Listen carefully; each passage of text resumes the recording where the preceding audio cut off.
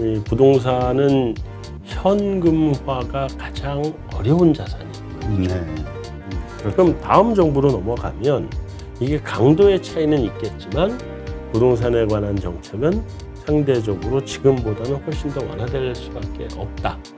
부동산 시장은 둘 중에 하나의 버블 아니면 폭락이에요.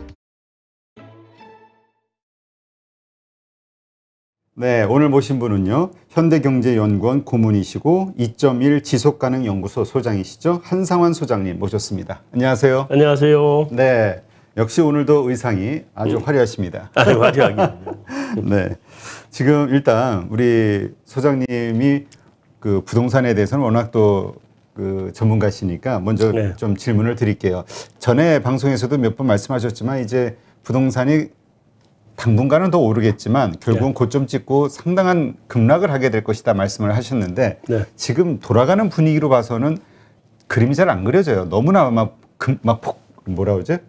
폭등을 하고 있으니까. 예. 네.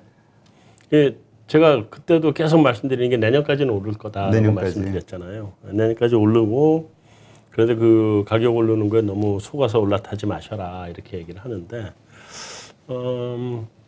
그러니까 뭐 이게 가격이라는 게 한없이 오를 수는 없잖아요. 그렇죠.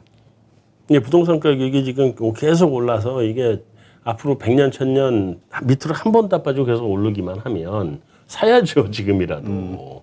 근데 그런 게 아니잖아요. 근데 부동산은 그 주식하고는 투자 사이클이 완전히 다릅니다. 제가 계속 누누이 말씀을 드리는데 주식은 오늘 들어가서 단타 치고 내일 팔고 나올 수 있잖아요. 네, 그렇죠. 부동산 그런 게 아니거든요. 부동산은 한번 들어가면 최소한 5년, 10년 이렇게 보고 들어가야 되는 거거든요. 그리고 수익률도 그냥 총액 베이스로 그냥 따져서 수익률도 100% 이상을 보고 들어가야 되는 게 부동산이거든요. 그 이상, 그 이하를 생각하고 들어가시면 안 돼요, 부동산은. 왜냐하면 뭐 계속 말씀드리듯이 이 부동산은 현금화가 가장 어려운 자산이란 말이죠. 네. 뭐 부동산도 여러 가지가 있죠. 그 중에 제일 현금화 어려운 건 토지. 현금화 진짜 어렵죠. 그건 운 좋아야 팔리지 안 그러면 안 팔리거든요. 그리고 그다음에 이제 상가. 가장 현금화가 쉬운 게 아파트. 이렇게 된단 말이죠. 뭐 아파트는 거의 뭐 표준적인 시장이 만들어져 있으니까. 그럼에도 불구하고 아파트도 그 경매가 나와요. 경매가 왜 나오겠어요? 안 팔리니까 경매가 나오는 거잖아요. 경매 공부 많이들 하시잖아요. 아파트 들어가서 좀 싸게 산다고. 그렇죠. 그런데 그 지금 그런 면에서 보면 올해 내년 뭐 좀 더 올라갈 거라고 저는 계속 말씀을 드리는데 이 고점이 지나서 꺾이고 나면 또 무지하게 떨어지거든요. 그럴 때 들어가서 사시는 게 좋겠다 이런 말씀을 드리고요. 요즘 이게 이제 결론적으로 일단 다 말씀을 드려놓고 시작을 하는 거예요. 예. 요즘 부동산이 고점을 계속 갱신해 가고 있죠. 그렇죠. 매매 거래가 많이 일어나는지 안 일어나는지를 보셔야 돼요. 근데 요즘 매매 거래가 별로 많지 않거든요. 그래요? 예, 일단 뭐 우리가 뉴스에서 듣는 거로는 뭐 진짜 천정을 뚫었다. 네. 그런 얘기는 많이 듣는데. 뉴스에서 천정을 뚫었다고 나올 때가 꼭지예요, 항상. 아, 그래요? 네. 뉴스에서 항상 뉴스는 뒷북칩니다. 그리고 뉴스에서 부동산 뭐 그냥 침체가 끝이 없어서 팔 수가 없다, 뭐 다 죽게 생겼다 이런 게 바닥이에요. 항상 그렇게 생각하셔야 되는데 요번 어젠가에도 뉴스가 나왔죠. 부동산 가격이 또 서울 부동산 가격이 또 올랐다고. 근데 거기서 같이 나온 말이 하나 있어요. 뉴스에. 검색해 보시면 나올 거예요. 거래가 별로 없다. 제가 이게 항상 어디 가든지 항상 말씀을 드리는데 가격이 올라가고 거래량이 받쳐지면서 올라가는 건 대세 상승. 근데 가격이 올라가는데 거래가 뜨문뜨문 일어나고 네. 호가 중심으로 올라가고 이거는 상투의 사인이에요. 무슨 얘기냐면 이미 살 사람 다 산 거고 지금 현재 가격이 올라간 거를 살 수 있는 분들이 사기는 하겠지만 대다수의 사람들은 그 가격을 입만 벌리고 살 방법이 없는 거예요. 돈이 없는 거예요. 그만큼은. 그렇다면 이 사람들이 수요가 받쳐주지 못하는 가격까지 가면 그럼 상투죠. 수요가 받쳐줄 수 있는 가격이 되는데 그래서 지금 이 부동산 시장이 그 거래가 전에만큼 그렇게 일어나냐? 한번 이번에 미친 대세 상승이 한번 지난번에 있었는데 이게 17년, 18년이 대세 상승이었었어요. 네. 그때 부동산들 보면 거의 매일에 한 개, 두 개씩 계약서 썼어요. 그 부동산이 계약서 하루에 매일같이 쓰는 게 아니거든. 그렇죠. 네, 하루 계약서 쓰면 한 달치 월세 나가는 거고요. 또 하루 계약서 쓰면 그건 한 달치 생활비예요. 근데 매일같이 그거 썼다고 생각해 보세요. 그게 17년, 18년 시장이에요. 그게. 그리고 19년, 20년도 시장이 나쁘지는 않았는데 왜 안 나빴냐? 영끌들이 많이 들어왔어요. 그러니까 17, 18은 진짜 돈 있는 사람들이 와서 부동산을 주워 갖고 18, 그러니까 19, 20은 영끌들이 들어와서 마지막에 이제 야 이게 이제 더 기다렸다가는 내 집장만 못 하겠다. 초조해서. 네, 그런 사람들이 들어와서 이제 들어와서 사는 거거든요. 영끌들이 들어와서 사고 영끌들이 들어와서 사면 거의 그때가 상투인데 그리고 올해 들어와서는 이제 영끌도 별로 없어요. 이제는 영끌도 못 해요. 돈이 있어요. 그렇죠. 왜냐면 금액이 너무 커서 너무 커요. 끌어모아봐야 그 돈이 안 돼. 그러니까 그래서 거래가 터지긴 하는데 이 네. 거래가 터지는 건 정말 소수의 돈 있는 사람들에 의해서 거래는 터져요. 근데 거래량은 줄었거든. 그렇다는 얘기는 지금은 물론 내년까지 저는 집값은 더 올라간다고 말씀드렸잖아요. 내년까지 더 간다고 말씀을 드렸는데 내년까지 더 가더라도 부동산 가격 아파트 사는데 올라타지는 마셔라. 그리고 좀 기다리시는 게 좀 급하신 분은 사셔야죠. 어쩔 수 없죠. 근데 그렇게 아주 급한 게 아니면 좀 시간을 가지고 좀 기다리셨으면 좋겠다. 이제 전반적으로는 그런 모양이고요. 그러지 않고 또 뭐 아직까지도 부동산 좋은 거 많다, 살 거 많다 이렇게 얘기하시는 분들 많이 있을 텐데 그리고 내가 살 집 한 채면 무조건 아무 때나 사라 이런 분들도 있고. 네, 그렇죠. 그럼 뭐 내가 살 집 한 채면 아무 때나 사라 이것도 틀린 말은 아니에요. 그냥 내가 들어가서 사는 당장 팔 거 아니니까. 소비를 하는 거니까 그게 비싼 집값을 줬어도 내가 들어가서 소비를 하면서 얻는 뭐 만족감, 안정감, 행복감 이게 있잖아요. 그러니까 그러면 사셔도 되고 그거를 좀 오래 가지고 있으면 뭐 내 집값보다는 더 올라갈 수 있으니까 그렇긴 한데 그게 아주 그렇게 급한 분이 아니면 또는 뭐 돈이 아주 많은 분이면 관계없는데 그렇지 않은 분이면 좀 기다렸다 사시는 게 좋을 것 같다라고 이제 저는 계속 말씀을 드리죠. 근데 이제 그 당사자들은 네. 이렇게 생각하는 분들도 있더라고요. 뭐냐면 아 그래 다 나중에 떨어진다 해도 아니 지금 예를 들어서 7억 하던 게 10억이 되고 네. 예를 들어서 7억 하던 게 13억이 돼요. 올라서. 네. 그리고 다시 뭐 20% 30% 떨어져 봐야 뭐 9억 10억. 네. 그 어쨌든 오르는 거 아니냐. 예, 그렇죠. 그런 걸 생각하면서 그 생각도 할 수 있죠. 예. 그러니까 지금 이 계속 올라가는 여기에 나중에 그 지금 사는 가격이 나중에 떨어진다 해도 지금보다 어쩌면 높은 가격이 될 수 있지 않냐. 네. 이걸 이제 생각하는 거죠. 이게 두 가지를 말씀을 드릴게요. 거기에 대해서.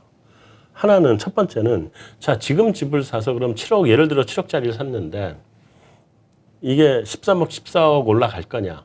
전 그렇게 못 간다고 보거든요. 지금부터 올라가 봐야 뭐 한 10% 20% 더 갈 수는 있지만 그거보다 훨씬 더 많이 가기 힘들다. 이미 너무 왔다. 첫째. 너무 왔고 제가 거의 상투라고 지금 보는 이유는 이 돈 가지고 지금 밀어붙여서 올라온 거잖아요. 그렇죠. 근데 전 세계가 이제 돈을 빨아들이기 시작하는 타이밍에 왔어요. 그러면 돈을 빨아들이면 집값이 못 가죠. 방법이 없죠. 제일 기본이 그거 하나고. 두 번째는 이제 내년 되면 뭐 정권이 이제 정부가 바뀝니다. 그렇죠. 이게 민주당에서 민주당으로 갈 수도 있고 민주당에서 국민의힘당으로 갈 수도 있고 또는 제3의 다른 무소속이라든지 아니면 국민의당으로 갈 수도 있긴 한데 어떤 경우든지 정부는 바뀌거든요. 그렇죠. 정부가 바뀌면 이 부동산 정책이 바뀔 가능성이 굉장히 높아요, 지금. 왜냐하면 민주당에서 민주당으로 넘어가더라도 지금 모든 사람들이 이번 정부의 부동산 정책이 문제가 있다는 걸 다 알고 있거든요. 그렇죠. 그럼 다음 정부로 넘어가면 이게 강도의 차이는 있겠지만 부동산에 관한 정책은 상대적으로 지금보다는 훨씬 더 완화될 수밖에 없다. 그럴 수밖에 없어요. 왜냐하면 뭐 자세하게 뭐 다시 한번 설명을 드릴 기회가 오긴 할 텐데 이번 그 문재인 정부가 들면서 한 부동산 정책이 노무현 때랑 똑같은 정책인데 신축 말고요. 신축도 잠갔지만 네. 구축의 양이 훨씬 많잖아요. 그렇죠. 근데 구축의 공급을 잠가버렸단 말이에요. 그러면 공급이 확 줄어버리니까 수요는 여전히 있으니까 가격이 올라갈 수밖에 없잖아요.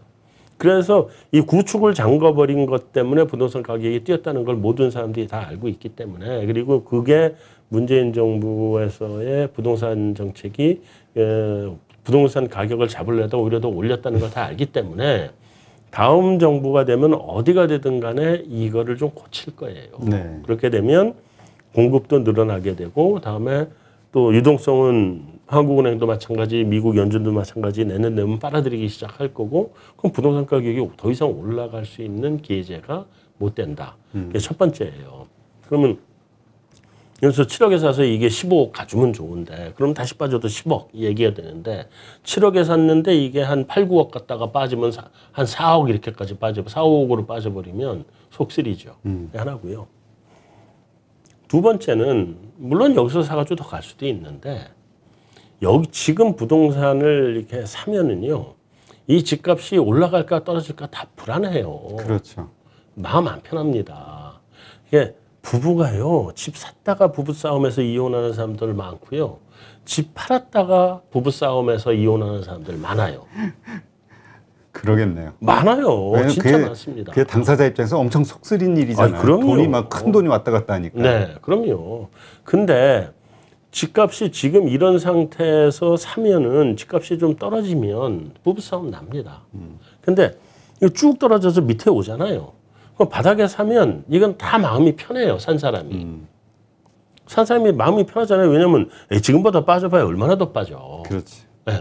서로 마음이 편한 거예요. 그리고 앞으로 올라갈 일만 남은 거잖아요. 그래서 그게 설령 지금 사는 것보다 나중에 올라갔다 떨어져서 샀을 때가 더 비싸게 사는 한이 있어도 그때 사는 게 마음이 편하다는 거예요. 그러니까 두 가지를 다 생각하셔야 돼요. 그래서 그런 면에서는 저는 그 지금 집을 가급적이면 안 사는 게 좋겠다라는 말씀을 드리고요. 제가 이거를 그림을 가지고 보여드릴게요. 네. 제가 이게 항상 요 그래프를 가지고 보여드리는데 이거 항상 똑같은 예를 어디 가든지 이 예를 들고 보여드리거든요. 자, 이게 제가 항상 어디 가는지 우리나라 대표로 그냥 설명을 드리는 건데 다른 데도 다 똑같은 그래프니까 네. 굳이 제가 이거를 했다 해서 무슨 뭐 위화감 조성한다 생각하지 마시고 압구정동 신현대 아파트입니다. 네. 36평 골라놨습니다. 매매 가격이고요. 그죠? 네. 압구정동 신현대 매매 가격 36평짜리, 세대수는 312세대, 35평짜리 443세대, 요것도 모양 똑같아요. 이 그래프랑 똑같은 모양이에요. 보세요. 이게 그 이전에 이게 10억보다 더 미쳤었는데 올라와가지고 2008년 서브프라임 사태 때 이게 16억을 찍습니다. 네. 실제 거래 가격이 16억이에요, 이때가. 네. 서브프라임 사태 터지기 직전이에요. 서브프라임 사태가 터지면서 10억까지 폭락을 합니다. 실거래가입니다. 이거 호가 아닙니다. 네, 실거래가. 실거래가 호가 아니에요. 실거래가가 이게 떨어졌죠. 그 다음에 곧바로 이게 뭐가 하냐면 다시 부동산 이게 반등이 와가지고 16억을 다시 찍었어요. 그러다가 빠지기 시작하면서 다시 10억으로 빠집니다.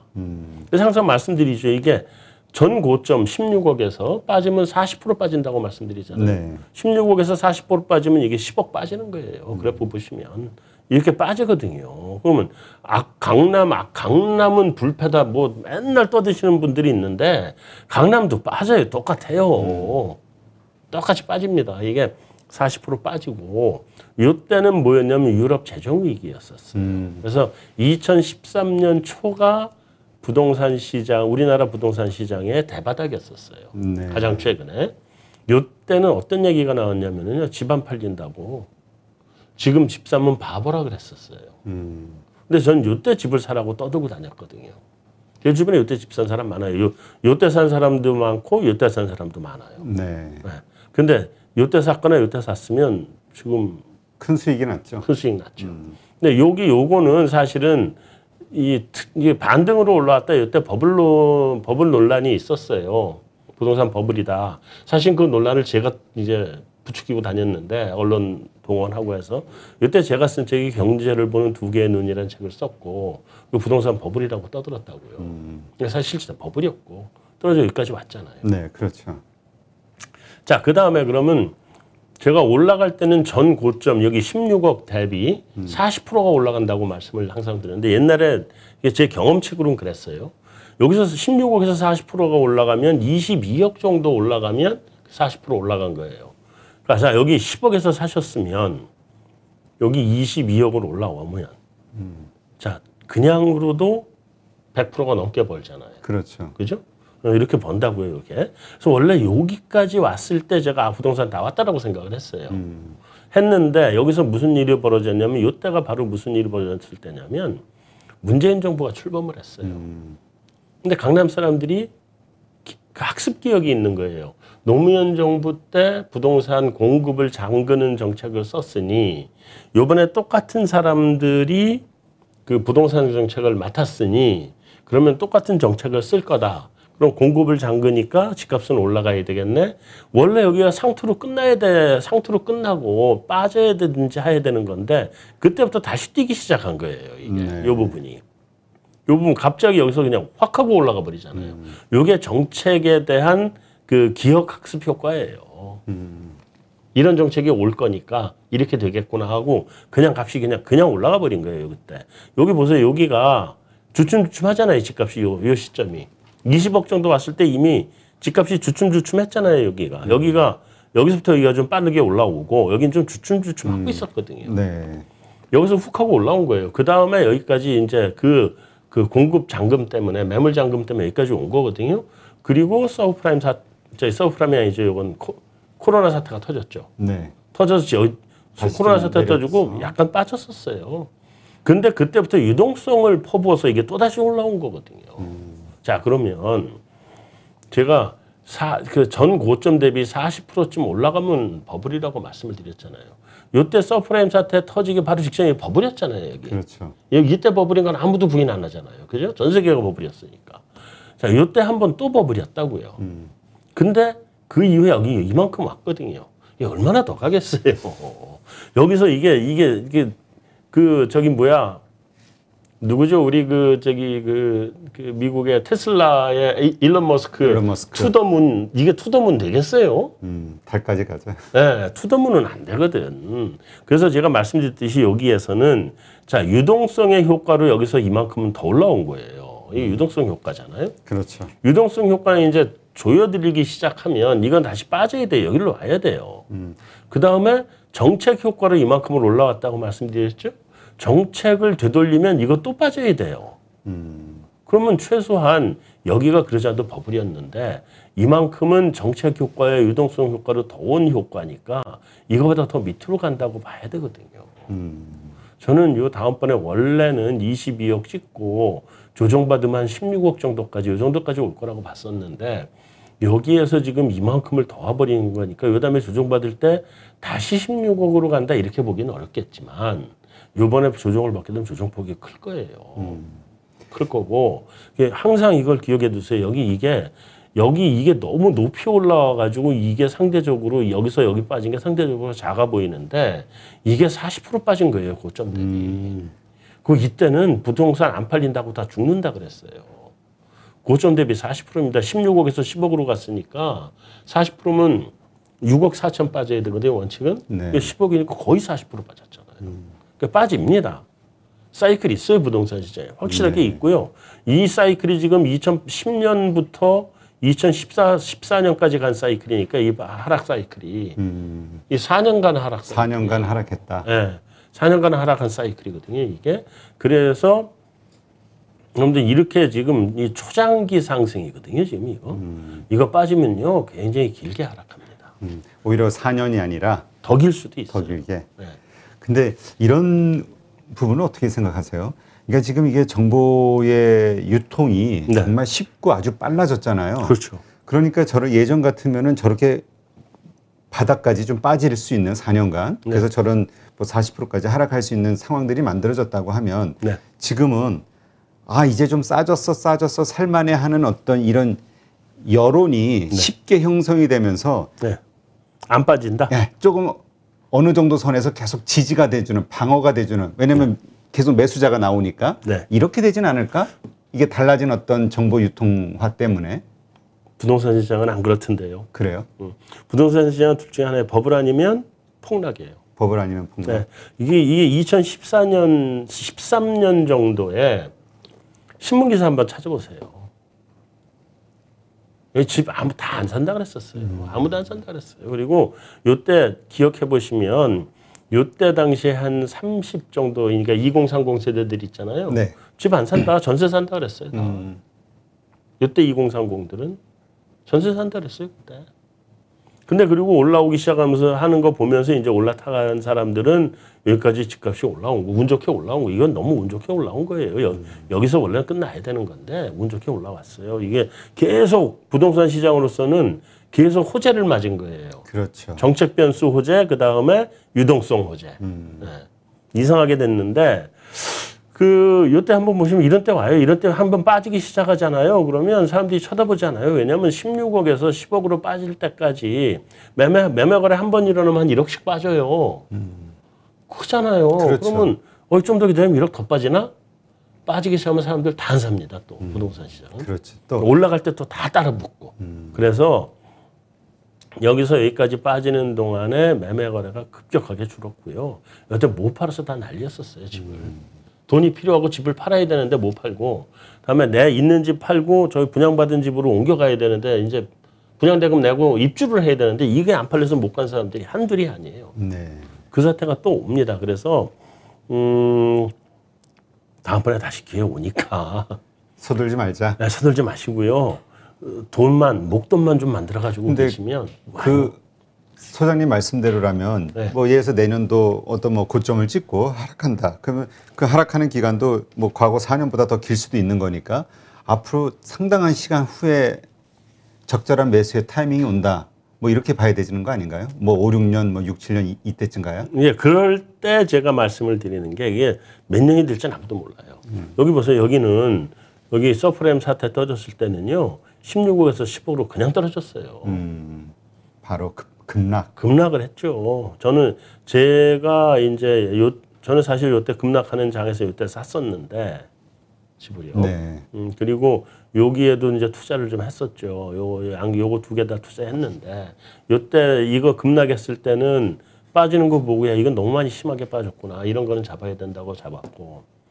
요때는 제가 왜 요때 유럽 재정위기 거의 뭐 힘들어 죽겠다고 할 때 샀는데 그때 산 이유는 박근혜 정부가 들어서는 상황이었거든요. 정권이 바뀌잖아요. 정권이 바뀌면 정책이 바뀌거든요. 근데 박근혜 정부 쪽에 들어설 때 그때 KDI의 부동산 연구팀이 있어요. KDI 부동산 연구팀이 이미 리포트를 낸 상황이었고 살려야 된다고. 그리고 그 초대 국토부 장관 들어가실 분에 대한 저걸 대충 누군가 하고 생각을 했었는데 그때 서승환 장관이 들어갔죠. 이분이 살린다고 하는 걸 내가 알고 있었거든. 그래서 그럼 부동산 돌려 세우겠다. 그리고 지금 충분히 빠졌다. 그러니 아무도 안 쳐다볼 때인데 이게 침체가 더 길어질 것 같지는 않고 그래서 지금 살 때도 하고 그때 그래서 들어갔거든요. 또 곧바로 살리는 정책들이 나왔잖아요. 그리고 사실은 초기에는 안 올라갔고 그래서 2014년에만 샀어도 충분히 싸게 샀어요. 근데 좀 지나면서 경기가 살아 올라오기 시작하면서 집값이 따라 올라온 거거든요. 네. 결국은 정부가 정책을 바꾸잖아요. 그거는 부동산 시장을 살리거나 이렇게는 못 해주는데 그게 이제 물꼬는 틀어주거든요. 그리고 그다음에 이제 경기가 살아 올라오면 따라 같이 가죠. 네. 그래서 이렇게 올라온 건데 이번에 빠지면 뭐 얼마가 빠질지 모르겠어요. 뭐 저렇게 그냥 순식간에 훅 하고 빠질 수도 있고 천천히 완만하게 천천히 오래 빠질 수도 있고. 근데 어느 쪽으로 올지는 모르는데 그래서 집을 사실 분들은 훅 하고 빠지면 뭐 사도 되고 천천히 빠져도 중간에 어딘가 살 타이밍을 결정을 해야 되는데 그 타이밍을 보기는 굉장히 힘들거든요. 그러니까 저점을 잡아서 산다 이 힘들어요. 그렇죠. 그러니까 지금은 이 가격이 감당할 수 있는 가격이 아니잖아요.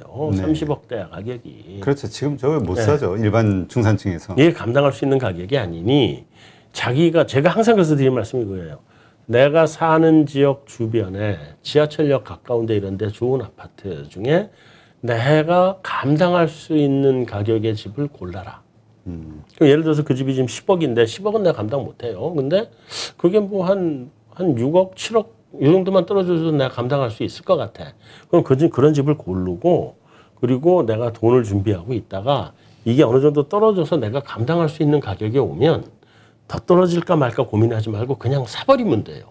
그때 가서 사버리면 되고 그렇게 하시는 게 제가 보기엔 가장 좋아요. 네. 왜냐면 바닥인지 확실하게 안다 그러면야 뭐 그건 대박인데 그렇게 안 되잖아요.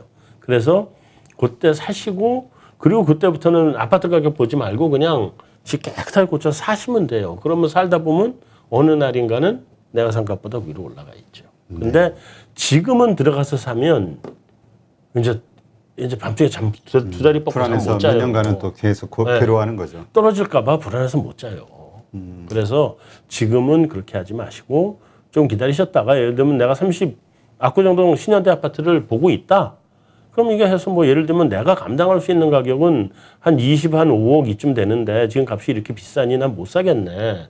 그러면 돈 모아 들고 25억 올 때까지 기다리다가 오면은 사면 돼요. 언젠간 와요. 절대 안 오지 않습니다. 옵니다. 네. 언젠가 오니까 그냥 사시면 돼요. 그때 가서. 그래서 그런 식으로 하시고 제가 앞으로 이 유튜브나 이런 데 더 얼마나 더 오래 나올지 모르겠습니다만 바닥 왔다 싶으면 제가 다시 한번 나올게요. 그때. 알겠습니다. 네, 완전히 은퇴를 했다가도 그때가 되면 올게요. 그럼 나와서 다 집 사세요 하고 떠들고 다닐게요. 알겠습니다. 네, 저도 저 비관론자 아닙니다. 네, 그때 집을 한번 네. 주변에 사도록 네. 이야기해 보겠습니다. 네, 하여튼 부동산 가지고 내 집 마련 장만 때문에 혹은 뭐 이러저런 걱정들 하고 있는 분들은 이거 잘 참고하시고요. 그래서 어떻게 집을 장만하는 시기를 조절할 것이냐 잘 계획을 한번 세워보시기를 바랍니다.